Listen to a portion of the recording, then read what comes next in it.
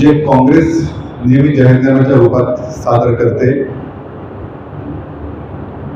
तर देशभरातल्या लाखो लोकांच्या सूचना आम्ही मागवल्या होत्या आणि त्या सूचनांचा अंतर्भाव करत समाजातील सर्व घटक, मग त्या तरुण आहे, महिला आहेत, इतर सगळे घटक आहेत, या सगळ्या घटकांचा विचार करत पुढच्या कालावधीमध्ये विकसित भारताचा संकल्प कसा असेल, समृद्धीचा संकल्प कसा असेल, हे सादर करणारं संकल्पपत्र जाहीर केलं.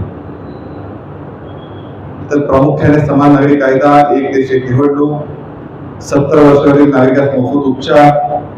3 कोटी लखपती महिला सहित सर्व देशातील महिलांचं सक्षमीकरण, युवकांचा कौशल्य विकास, रोजगार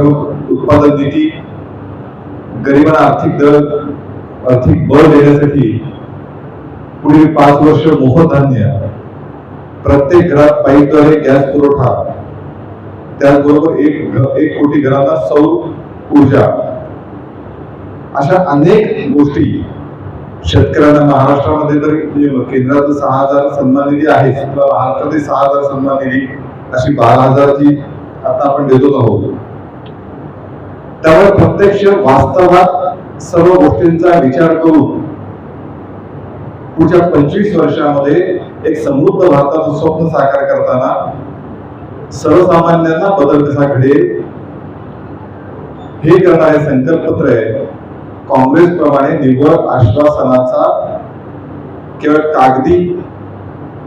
पेटाळा ही भारतीय जनता पार्टीची पद्धत नाही आणि म्हणून त्यालाच आम्ही मोदीजींची गॅरंटी,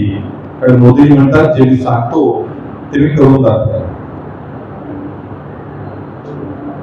मला तुम्हाला इथल्या सगळ्यांना आठवत असेल 6 दशकापूर्वी